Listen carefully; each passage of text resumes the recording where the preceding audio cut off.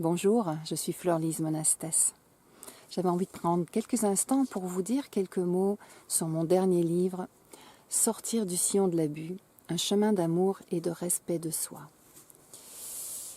L'abus que nous avons vécu souvent dans l'enfance, que nous nous en rappelions ou pas, c'est l'abus psychologique, l'abus par négligence, l'abus des violences physiques et des violences sexuelles, laisse des traces, laisse une empreinte profonde.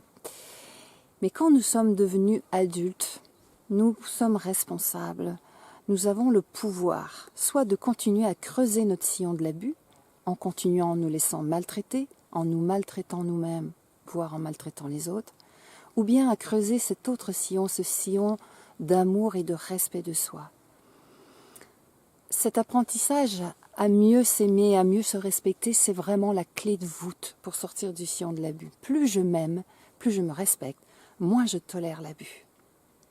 Alors ce livre est constitué de 72 leçons de vie qui aident à marcher sur ce chemin d'amour et de respect de soi. Et chaque leçon de vie fait 2 à 4 pages et c'est un chapitre en soi, chaque leçon de vie. Donc vous pouvez le prendre, le lire dans l'ordre que vous voulez. Et chaque leçon de vie commence par un condensé de la leçon et termine par une invitation à marcher un pas sur l'amour et le respect de soi. Et je traite des sujets extrêmement variés et subtils. En même temps, bien sûr, je traite de l'abus, mais je traite aussi de d'autres thèmes qu'on ne qualifierait peut-être pas nécessairement d'abus. Par exemple, rester dans une relation toxique, qu'elle soit amoureuse ou professionnelle ou autre, c'est le signe qu'il y a une trace d'abus en nous encore active, parce que sinon, nous n'accepterions pas cela. Et donc, c'est tout un travail très subtil et très concret à marcher, là, dire, si je m'écoute vraiment, là, si je m'aime vraiment, si je me respecte vraiment, est-ce que j'accepte ça ? Comment est-ce que je suis capable ou pas capable, ou en difficulté de mettre mes limites ? Comment arriver à sentir que dans un abus, il y a un mélange d'avantages, ou dans ces avantages qu'on me propose, c'est teinté d'abus, et que si j'accepte ces avantages teintés à l'abus, je suis encore dans une empreinte d'abus. Donc voilà, c'est un livre qui est une ode à la vie, à l'amour, à la guérison, à la résilience. Ça parle aussi énormément de relations amoureuses parce que c'est un lieu où se perpétue la maltraitance, peut se perpétuer la maltraitance et l'abus, le non-respect de soi, tant qu'on n'a pas été guérir ça. C'est aussi très subtil dans la façon dont je vais aussi me fermer pour me protéger, comment je vais pouvoir me déconnecter si j'ai pas fait ce travail de guérison, parce que la dissociation est une des conséquences de l'abus. Donc comment cheminer pour être de plus en plus présente à moi, pour sentir ce qui est juste ou pas pour moi. Et comment j'ai appris avec tout ce chemin thérapeutique à l'aide d'une thérapeute formidable. Et ensuite, j'ai aussi travaillé avec un autre thérapeute qui a été aussi formidable. Comment j'ai appris à définir, à qu'est-ce que c'était m'aimer et me respecter. Parce que ça, c'est fondamental. Si je veux m'aimer et me respecter, il faut que je définisse ce que c'est. Alors, tout le livre parle de ça. Chaque leçon de vie est un angle, une pépite, un éclairage sur ce que c'est ou ce que n'est pas l'amour et le respect de soi.